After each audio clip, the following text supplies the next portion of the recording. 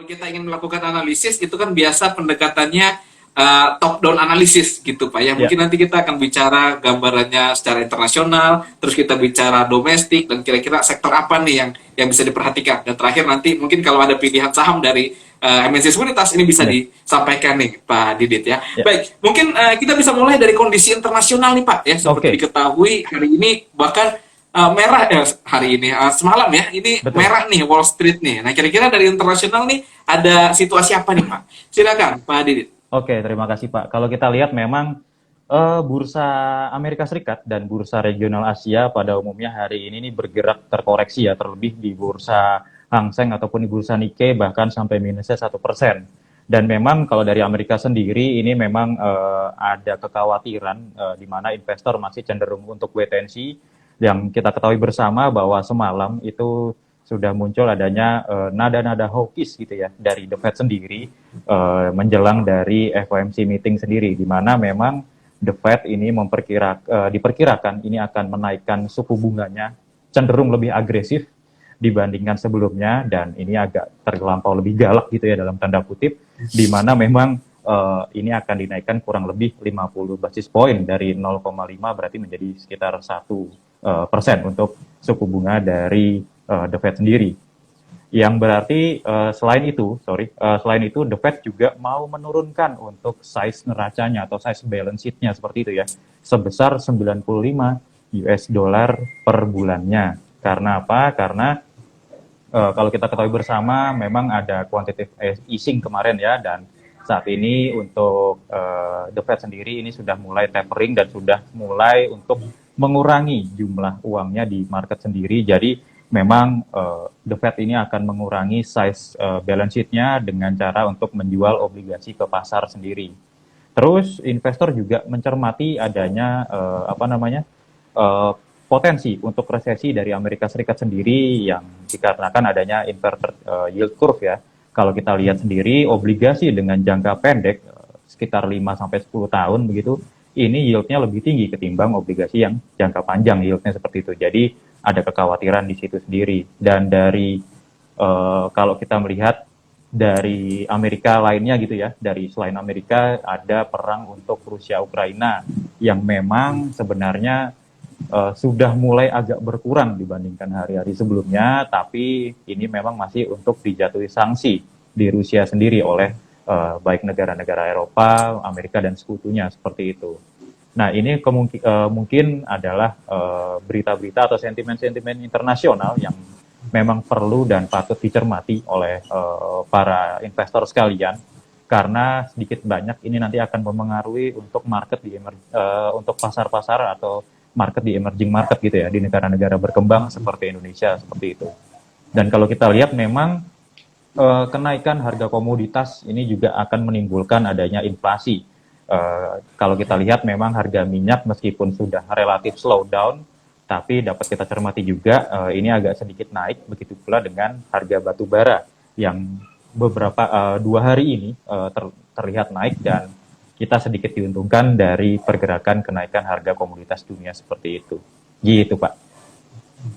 Baik, baik, luar biasa Pak ya. Jadi semalam ini berita terkait kondisi pasar internasional khususnya di Wall Street masih berkaitan dengan kebijakan The Fed Pak ya, di Betul, mana sudah mulai muncul tanda-tanda akan lebih agresif nih atau betul. hawkish gitu ya, Ya, akan meningkatkan suku bunganya. Tapi sepertinya tidak diterima pasar Pak ya, karena langsung mengalami penurunan nih Dow ya, Jones, S&P 500 dan Nasdaq gitu. Nah betul. selanjutnya uh, The Fed akan melakukan pengurangan neraca yang Ya, artinya akan menjual obligasinya gitu Pak ya. betul. Jadi menyetop peredaran uang, kemudian bukan di stop, dikurangi ya dengan Dikurangi, cara betul. menjual Obligasinya. obligasinya. Baik, terima kasih Pak. Dan fenomena yang menarik terjadi nih inverted curve nih Pak ya, atau Hmm, kurva obligasi di mana tenor jangka pendek lebih lebih tinggi tinggi, imbal betul. hasilnya dengan tenor jangka panjang.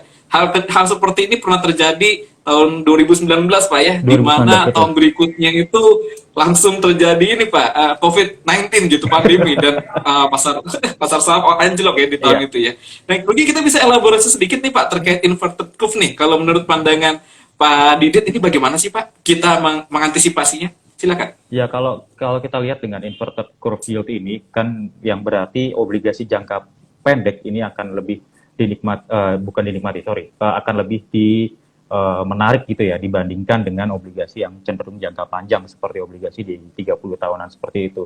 Hal ini berarti kan kecenderungan masyarakat ini cenderung untuk trading dalam jangka pendek, bukan berinvestasi ya. Kalau kita sebut dengan investasi, investasinya pun dalam jangka pendek, di mana memang berarti secara psikologisnya adalah masyarakat ini kecenderungannya pun investasi dalam jangka pendek untuk menjaga sesuatu hal yang akan terjadi nanti di depan yang mereka kira akan menimbulkan dampak yang buruk terhadap market sendiri, seperti itu. Kalau untuk inverted yield curve-nya, gitu. Baik, baik. Jadi ini sebuah fenomena gitu, di mana Ya, investor lebih suka investasi jangka pendek gitu, betul, karena investasi jangka panjangnya ada faktor-faktor yang dipertimbangkan oleh investor, betul, gitu. Betul Pak Didit ya? betul, Baik, seperti baik. itu. Terima kasih. Nah, selanjutnya nih Pak, ini saya ingin minta komentar terkait penurunan geopolitik antara Ukraina dan Rusia yang secara tidak langsung pun mempengaruhi harga komoditas ya Pak ya. Jadi kemudian dan harga minyak pun sudah relatif mulai slow down gitu.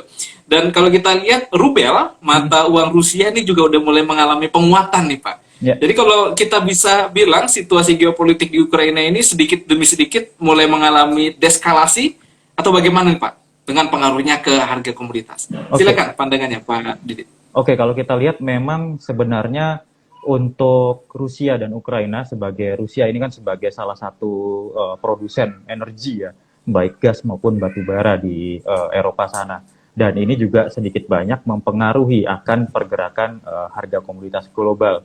Kalau kita perhatikan semenjak Rusia dan Ukraina ini ada konflik atau berseteru begitu ya, ini akan menimbulkan efek ke harga-harga komoditas seperti kita ketahui, harga batu bara naik, harga minyaknya naik, kemudian harga gas juga naik seperti itu kan. Nah, dari sini sebenarnya para pelaku pasar memang mencermati adanya kekhawatiran inflasi ataupun perlambatan pertumbuhan ekonomi dunia karena kenaikan adanya harga komoditas global tersebut. Namun di Indonesia sendiri, khususnya di ISG sendiri, ini kita cenderung diuntungkan dalam tanda kutip yang kalau kita ketahui bersama memang emiten-emiten yang berhubungan dengan komoditas, kalau kita perhatikan semenjak Rusia dan Ukraina ini mulai perang gitu ya, ini naiknya juga nggak kira-kira, ditarik terus seperti itu tanpa ada nafas gitu ya. Kalau kita lihat seperti emiten-emiten batu bara, ditarik, kemudian emiten-emiten dari oil gitu juga, gas juga pun ditarik seperti itu. Nah, inilah yang menyebabkan salah satu faktor yang menyebabkan dari inflow asing ini masuk ke Indonesia yang cukup besar selama kurang lebih 2 hingga 3 minggu belakangan ini. Jadi inilah yang salah satu faktor yang menyebabkan inflow asing masuk ke Indonesia.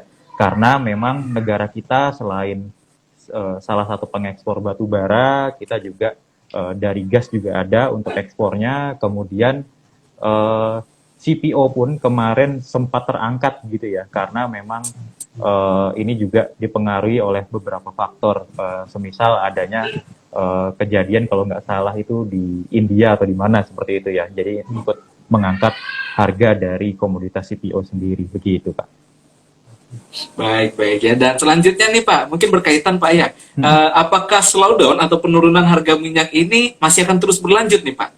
Kalau saya melihat secara teknikal ya, karena saya seorang analis teknikal gitu ya, kalau kita lihat untuk pergerakan harga oil sendiri, WTI crude oil ya khususnya ya, kalau kita lihat ini untuk penurunan harga minyak ini bisa dimungkinkan terjadi paling tidak nanti untuk menguji kembali area-area supportnya di area 93 gitu ya untuk WTI crude oilnya sendiri, karena kalau kita lihat baik secara indikator maupun secara trennya, ini trennya juga masih tren turun begitu. Nanti bisa dilihat untuk support di 93, kalau itu tertembus berarti untuk harga oil paling tidak akan menguji di area 82 terlebih dahulu begitu.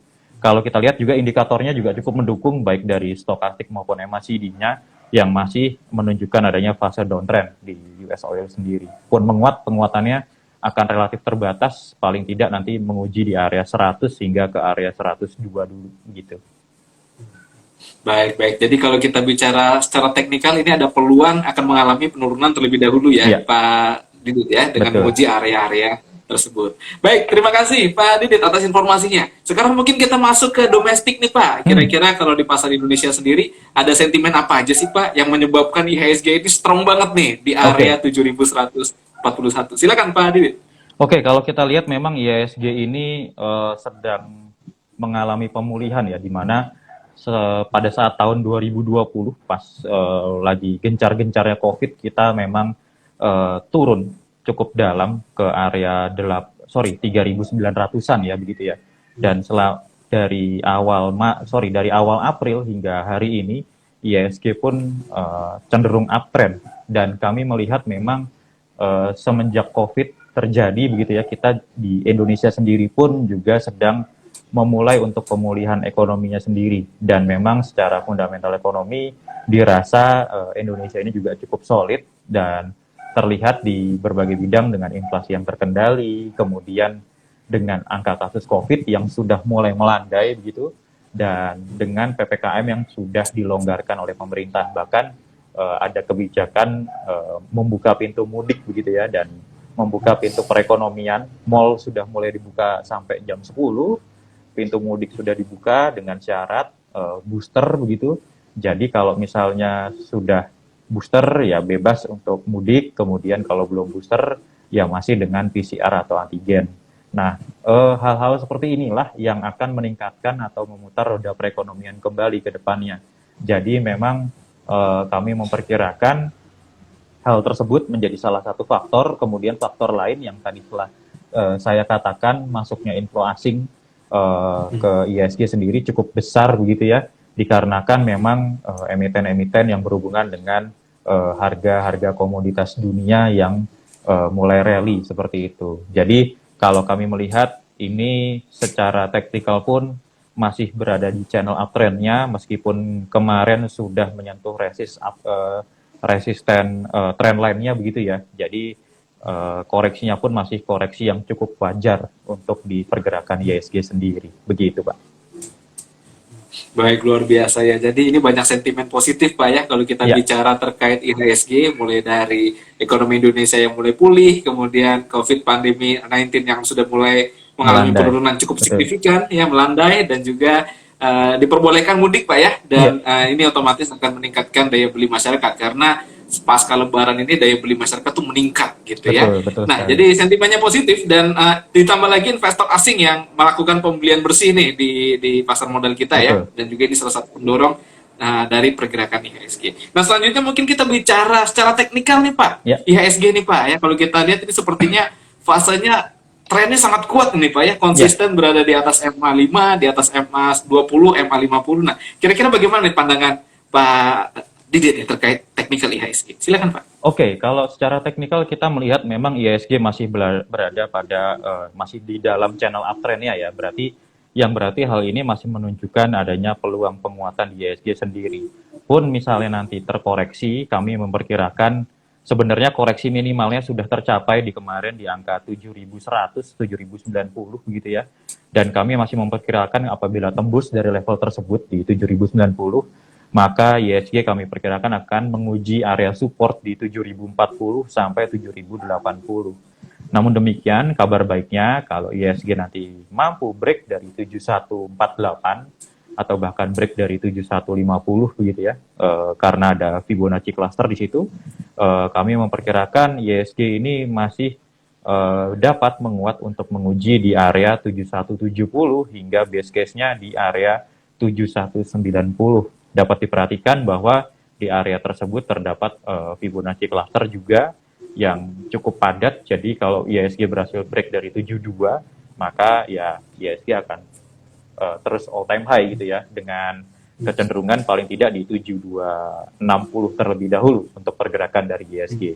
Tapi nanti teman-teman juga bisa perhatikan 7.090, 7.040 ini menjadi support dari IHSG terdekatnya. Karena kalau break dari 7.040, bukan tidak mungkin IHSG akan menguji ke area 69 sampai 7.000. Jadi hal ini cukup nanti dapat diperhatikan oleh teman-teman sekalian untuk melihat pergerakan ISG selanjutnya, begitu. Baik, baik. Ini titik yang bisa diperhatikan nih oleh investor ya di area 7090 sampai 7040 ya. Betul. Jika berhasil ditembus level tersebut maka akan berpotensi ya menguji area support kembali di area 6900 sampai di area 7000 ya. Tapi kalau menurut Pak Dit sendiri nih ya, kalau kita lihat kenaikannya yang seperti ini nih Pak, apakah lebih besar probabilitasnya untuk turun atau melanjutkan kenaikannya nih Pak? Kalau menurut secara teknikal nih, kalau menurut pandangan Pak Didi. Oke, kalau melihat di volume pada hari ini, ISG sendiri sebenarnya volumenya belum begitu besar dibandingkan volume tanggal 6 April kemarin ya. Tapi kalau melihat pergerakannya memang ada potensi untuk ISG menguji area resistnya dulu di area 7148, 7150. Kalau break dari situ, ya peluang besar untuk ISG masih menguat ini masih relatif cukup besar dibandingkan nanti ISG akan turun ke area 7040 begitu Pak. Baik, jadi level resistennya yang perlu diperhatikan adalah 7040 sampai 7050, 7150 Pak ya? 7140 sampai 7150 ya, ini area resistennya nih. Jika ini berhasil ditembus, maka kemungkinan probabilitas untuk naik lebih tinggi lagi Pak ya di area 7260 tadi yang disampaikan oleh Pak Didit. Baik, luar biasa nih Pak. Nah selanjutnya nih Pak, kalau kita bicara proyeksi hingga akhir tahun Pak, kira-kira MNC Sekuritas atau Pak Didi ini optimis nggak nih Pak, IHSG sampai akhir tahun ini akan tetap melanjutkan penguatan? Silakan pandangannya Pak Didi. Oke, kalau untuk akhir tahun kami melihat mungkin teman-teman yang pernah melihat di report-report kami ataupun di outlook kami itu ada yang namanya Primbon Index gitu ya. Jadi kami sudah untuk memprediksi pergerakan ISG baik secara teknikal itu digabungkan dengan makroekonomi dan fundamental juga dari kajian Primbon Jawa begitu ya. Jadi kalau CLSA punya Feng Shui, kita punya Primbon Index. Kami memperkirakan memang ada kemungkinan hingga tengah tahun, mungkin bulan Juni sampai Agustus, ISG masih mencetak untuk penguatannya sendiri kalau kita melihat Primbon Index. Namun demikian, yang perlu diwaspadai adalah nanti setelah tengah tahun atau di menjelang akhir tahun lah, karena kami melihat pergerakan ISG akan cenderung terkoreksi, namun cenderung sideways terlebih dahulu hingga akhir tahun. Tapi kalau kami dari MNC Sekuritas, kami melihat memang ada kecenderungan untuk base case-nya ini untuk ISG sendiri menguji di level 7.650 dan untuk baseline-nya sendiri ada di level 7.150 untuk pergerakan dari ISG sampai akhir tahun gitu Pak. Baik, jadi di base case-nya itu di area 7.650 Pak ya, dan di area middle-nya atau yang support mungkin kita bisa katakan Pak ya, itu di area 7150 ya, area middle line-nya tadi Pak Didi sampaikan. Baik, terima kasih. Ini cukup menarik nih Pak, ada Primbon Index nih Pak. Nah ini mungkin bisa dijelasin nih Pak, apa sih yang dimaksud dengan Primbon Index nih Pak? Silakan Pak Didi. Oke, jadi kami dari tahun 2018 ya di MNC Sekuritas kami membuat yang namanya Primbon Index. Jadi kami dari analis-analis MNC Sekuritas itu secara teknikal gitu ya, kami membuat Primbon Index acuan atau outlook index selama 1 tahun ke depan. Jadi kami menggunakan untuk metode technical analysis Elliott Wave seperti yang saya kuasai, itu digabung dengan bagaimana asumsi dari teman-teman fundamental dan digabung dengan kajian Primbon Jawa sendiri. Jadi kami bekerja sama dengan guru besar kebudayaan Jawa, sastra Jawa dari UI dengan Dr. Darmoko sendiri. Jadi kita melihat bagaimana secara Primbon Jawa di tahun tersebut, misalkan di tahun 2022, bagaimana secara Primbon di tahun 2022 kondisinya begitu, baik kondisi secara umum ataupun kondisi secara ekonomi. Baru dari situ kami saling saling cross check begitu ya, baik dari sisi teknikal maupun dari sisi fundamental dan dari sisi Primbon. Maka dari itu jadilah yang namanya Primbon Index dari MNC Sekuritas. Dan ini sudah berjalan 2018 sampai tahun 2022 ini, begitu. Baik, luar biasa ya. Jadi menggunakan salah satu indikator yang unik Pak ya, Iya, yaitu betul, kebudayaan Jawa ya, yaitu primbon ya, di mana betul, kalau dikolaborasikan dengan analisis teknikal dan analisis fundamental, ini bisa menghasilkan sebuah kesimpulan yang bisa dianalisis lebih lanjut nih oleh investor betul. ya, dan juga uh, history repeat itself gitu Pak ya. Ya, Biasanya sejarah itu akan berulang ya, betul, betul. dan hal-hal seperti inilah yang jadi perhatian ya Ya, oleh para investor. Baik, terima kasih Pak Didit ya atas informasinya. Nih, saya juga baru memahami nih, oh ada Bloomberg Index nih dari betul. MNC Sekuritas. Nanti next time saya akan gali lebih dalam nih Pak ya. Boleh, Oke, boleh, nanti boleh. mungkin kita bisa ngobrol-ngobrol lagi nih Pak Didit nih. Boleh, silakan. Baik, baik.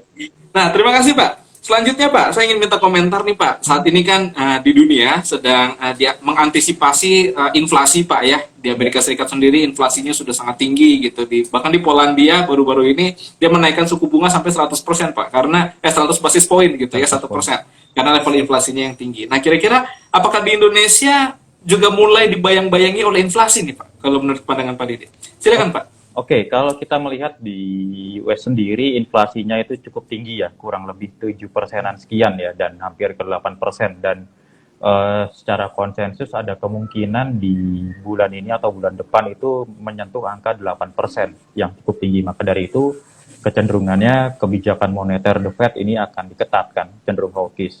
Kalau melihat di Indonesia sendiri, sebenarnya Indonesia ini taraf inflasinya masih cukup wajar ya, karena kalau kita lihat kemarin sekitar maaf kalau saya salah sekitar 2,6% ya untuk inflasi di Indonesia sendiri, dan masih cukup wajar. Kalau kita melihat dengan adanya kenaikan harga barang-barang seperti kemarin ada kenaikan minyak goreng, terus kenaikan harga rokok, ada kenaikan saat ini kenaikan bahan bakar gitu ya. Ini tidak menutup kemungkinan kalau inflasi ini akan naik lagi di bulan berikutnya begitu.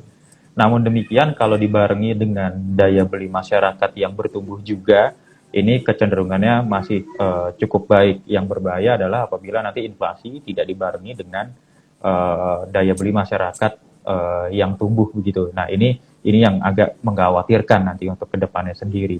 Namun demikian kalau kita lihat memang dari pemerintah sendiri maupun dari BI ada kemungkinan ada kebijakan-kebijakan selain untuk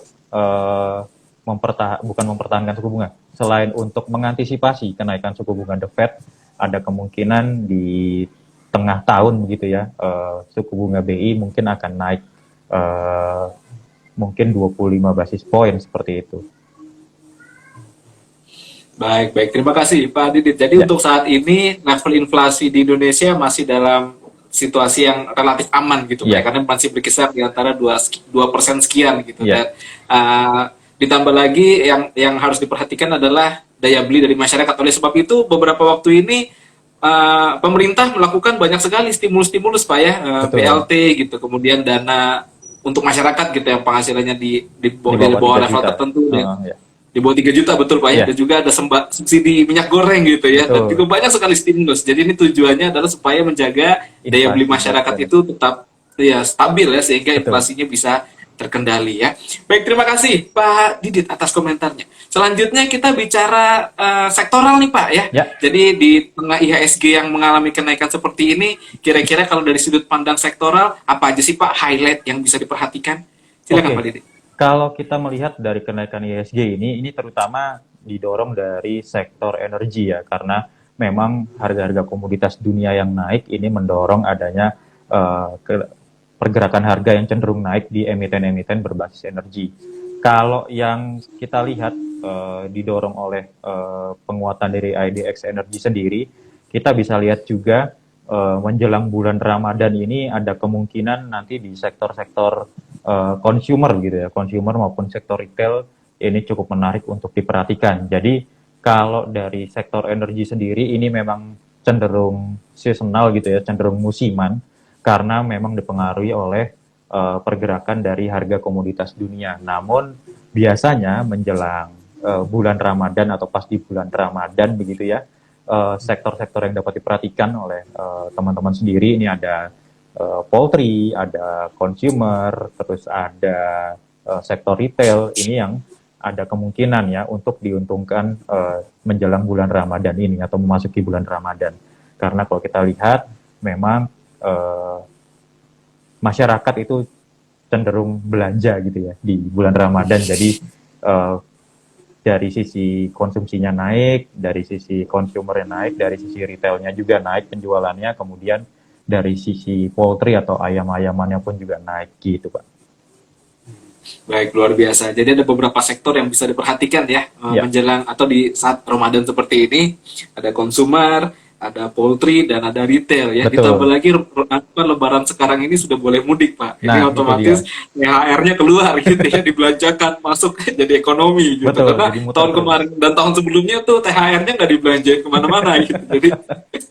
Jadi nggak mempengaruhi, istilahnya inflasinya di Betul. bawah di bawah target BI gitu ya. Kalau Baik, yang terima kasih Pak. Ini ya, ya, silakan Pak, silakan. kalau yang tahun kemarin mungkin THR-nya nggak dibelanjakan, tapi mungkin menyikapi dengan adanya COVID gitu ya. Jadi memang untuk biaya, mungkin biaya rumah sakit ataupun kesehatan dan segala macam. Mungkin di tahun ini untuk THR bisa untuk dibelanjakan di sektor consumer maupun retail gitu, Pak. Baik, baik. Ya, jadi ini ada sentimen ini nih biasanya Iya, yang akan menarik di sektor-sektor itu ya, iya, retail dan tadi ya consumer, consumer gitu. betul. Baik, terima kasih Pak Hadi. Nah, selanjutnya nih Pak, ini saya ingin minta komentar terkait sektor energi nih Pak. Kan tadi kan disebut kalau harga minyak sudah mulai mengalami penurunan. Iya, Apakah batu bara juga akan merasakan dampak yang sama nih Pak? Karena seperti yang diketahui, China itu beberapa kota mengalami lockdown gitu ya, akibat iya, meningkatnya COVID lagi ya. kasus COVID gitu. Nah, apakah ini bisa mempengaruhi ke komoditas itu sendiri Pak? Khususnya di batu bara. Silakan Pak Hadi. Oke, kalau kita lihat untuk batu bara ya, sebentar saya sembari buka chart untuk komoditas batu baranya terlebih dahulu. Untuk batu bara sendiri, kami melihat kecenderungannya ini secara weekly-nya ini akan masih bergerak naik, namun dimungkinkan tidak akan setinggi beberapa waktu lalu yang mencapai di area 440. Jadi kalau secara teknikal gitu, kalau saya tarik retracement di harga coal sendiri, memang masih ada peluang untuk penguatan di batu bara sendiri, paling tidak nanti untuk menguji di levelnya 297 sampai ke area 324 sendiri untuk pergerakan dari harga batu bara. Namun demikian, ini yang baru mengkonfirmasi adalah dari sisi stokastiknya saja, karena stokastiknya sudah mulai golden cross dan di candle minggu ini candle minggu ini masih full body candle yang menunjukkan masih adanya lanjutan penguatan untuk pergerakan dari batu bara sendiri gitu. Jadi memang ini masih dapat diperhatikan untuk sentimen dari batu bara, terutama dari harga batu baranya sendiri, karena ini kalau kita lihat baik secara daily maupun weekly, ini masih ada potensi penguatan di sektor batu bara sendiri, begitu. Baik, baik. Jadi secara teknikal masih menunjukkan tanda-tanda penguatan Pak ya. Ya, Tapi kalau dari Pak Didit sendiri, apakah masih tetap optimis nih terkait sektor energi nih Pak? oke, kalau dari sektor energi sendiri, kalau saya melihat dari IDX Energy begitu ya, memang ini dari sisi stokastiknya sudah berada di area overbought-nya dan agak diwaspadai karena sudah mulai hampir menukik ke area netral ya, sudah hampir ada potensi untuk dead cross di stokastiknya sendiri. Dapat kita perhatikan ini sebenarnya dari sisi teknikal sendiri ini sudah mencapai dari target yang kami perhitungkan di area 1560-an, di mana nampaknya highest tadi 1650, dan apabila nanti tidak break dari 1650, maka kedepannya untuk harga IDX Energy sendiri paling tidak akan menguji di level 1530 sampai ke area 1520. Jadi bisa diperhatikan untuk area resistnya di 1560, karena kalau kabar baiknya kalau break dari area 1560, selanjutnya 1600 ini bisa masih diterjang oleh IDX Energy sendiri. Namun dari sisi indikatornya, kecenderungannya penguatannya sudah mulai relatif terbatas, dan dari sisi stokastiknya sudah berada di area overbought dan ada potensi untuk dead cross gitu. Baik, baik. Terima kasih. Ada potensi untuk dead cross ya, Pak ya. Iya, Tapi selama dia bisa berhasil menembus 1560, 1500 sampai 1600 ya, iya, ini kemungkinan akan terus berlanjut nih indeks betul. IDX Energy. Baik, terima kasih Pak Didit. Selanjutnya Pak, mungkin kita Hmm, bisa bicara terkait pergerakan investor asing nih Pak. Ini hmm, seperti yang diketahui, investor asing nih selalu ya net buy terus, net buy iya, terus. Nah, kira-kira bagaimana sih Pak pergerakan investor asing ke sektor apa aja nih investor asing berminat nih di saham-saham Indonesia? Silakan oke. pandangannya, Pak Dit. Kalau kita lihat memang dalam waktu seminggu ini ya, untuk investor asing sendiri ini masih net buy yang cukup besar ya di kalau saya bisa lihat ini sekitar 4T sendiri untuk masuk di ISG dan kalau secara bulanan di dalam sebulan ini sudah 18,5T sendiri untuk inflow asing di ISG sendiri. Kalau kita lihat dan kita cermati, kalau saya tarik datanya dari uh, awal April hingga tanggal 7 hari ini, kita melihat memang investor asing masih masuk ke saham-saham yang cenderung blue chip ya. Kalau di sini kita lihat seperti BRI, Antam, MTK, dan Astra juga Inco. Yang berarti kalau kita lihat kecenderungannya masih ke emiten-emiten yang berbasis komoditi, berbasis energi seperti itu. Karena di sini juga ada metal-metalan, ada Antam dan Inco di basis pertambangan. Tapi kalau saya tarik dari awal Maret gitu ya, ini dari sisi inflow sendiri, asing sendiri, ini masuk memang ke saham-saham yang memang cenderung besar seperti Telkom, BRI, Astra, BNI, dan MTEK seperti itu. Jadi memang masih masuknya ke perbankan tapi cenderung selektif seperti BRI dan BNI. Kemudian juga di Telkom dan emiten MTEK sendiri, gitu Pak. Baik, luar biasa. Jadi berebut ya saham-saham blue chip nih Betul, di betul. Indonesia nih investor asing nih ya, terutama mungkin udah mulai bergeser yang tadinya ke perbankan sekarang mayoritas ke komoditas Ke gitu Pak ya, komoditi, karena betul banyak sekali. sekali emiten kita diuntungkan Ya, dari kenaikan harga komoditas. Baik, terima kasih Pak Didit atas informasinya ya.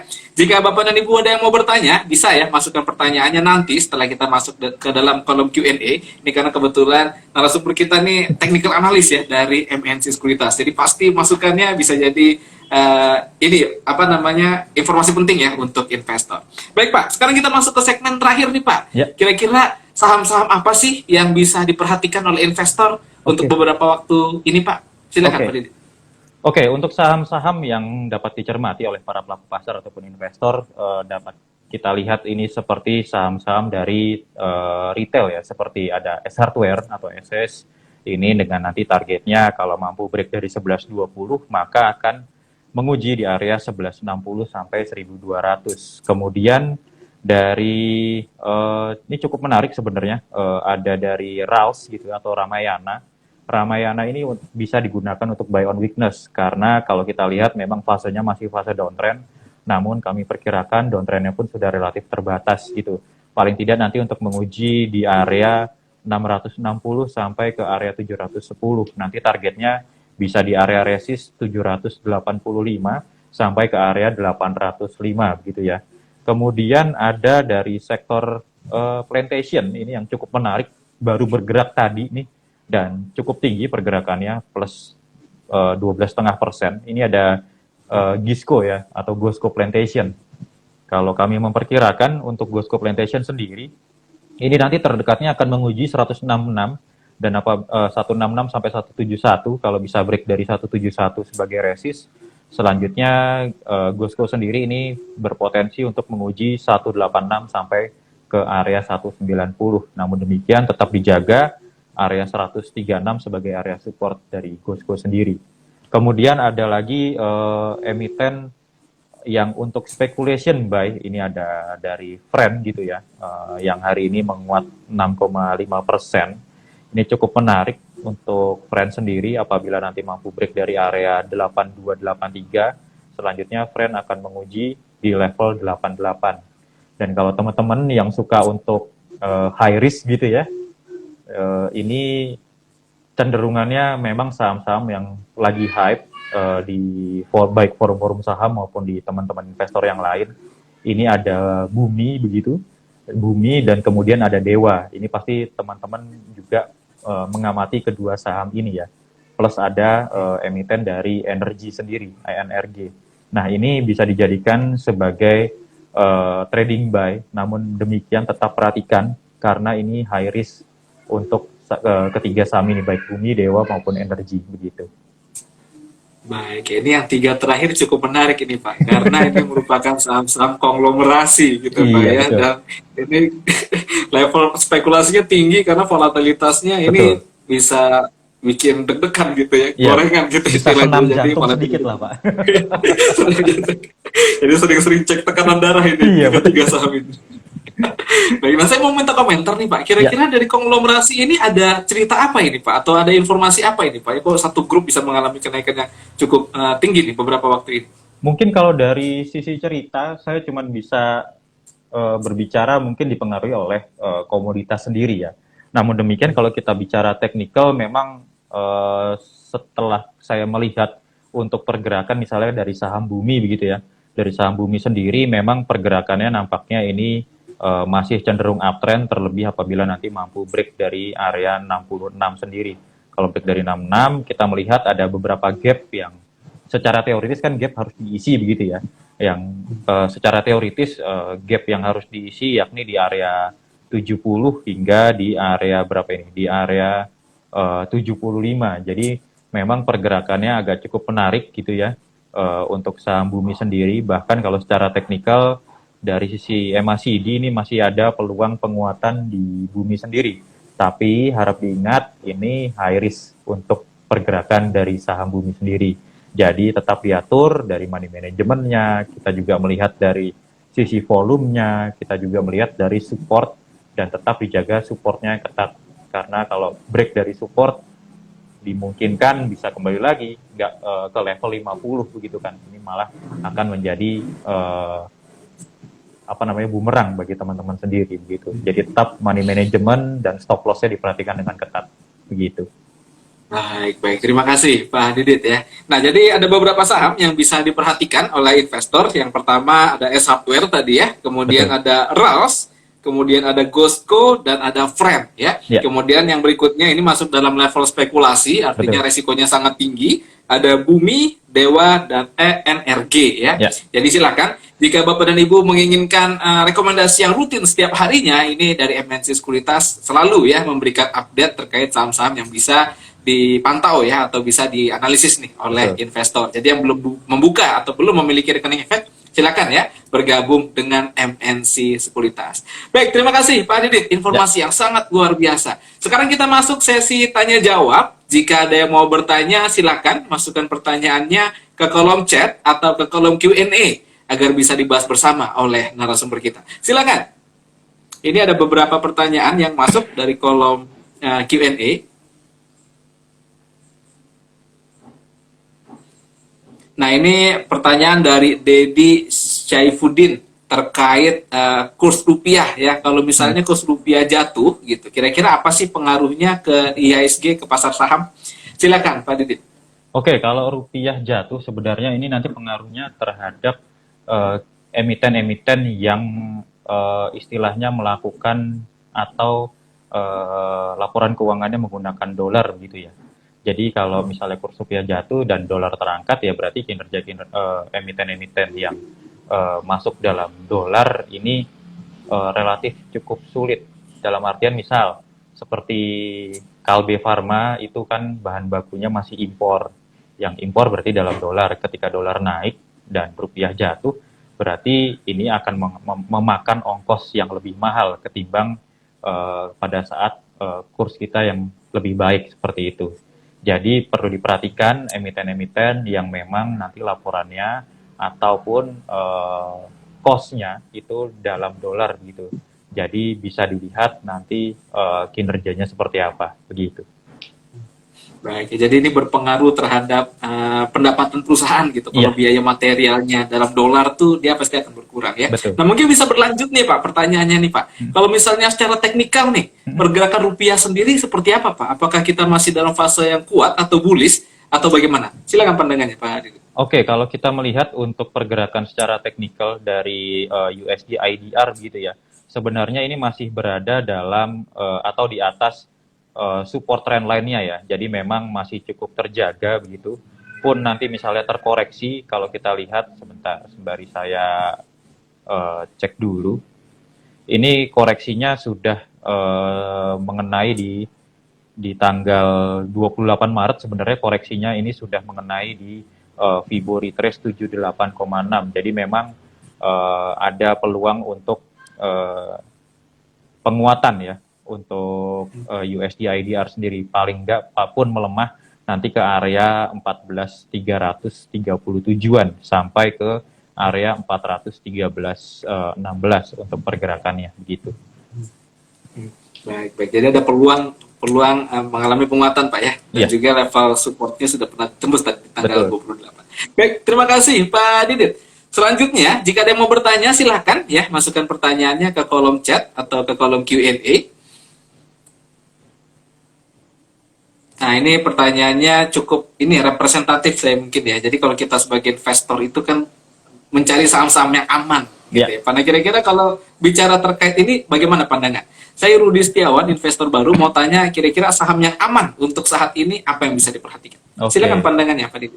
Oke, Pak Rudi ya, mungkin ini juga dialami oleh teman-teman investor baru lainnya. Kalau misalnya aman, untuk kita katakan aman, yang namanya investasi itu ada risikonya. Semua investasi ada risikonya.